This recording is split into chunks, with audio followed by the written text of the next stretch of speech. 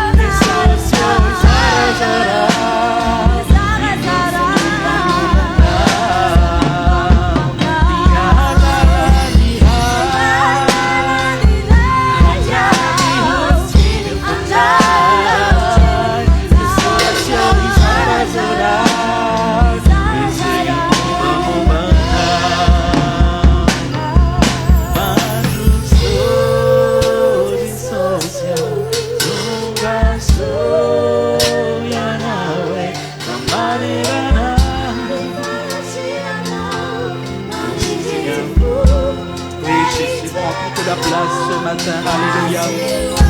Oh Éternel, tu es le bienvenu ce matin, alléluia.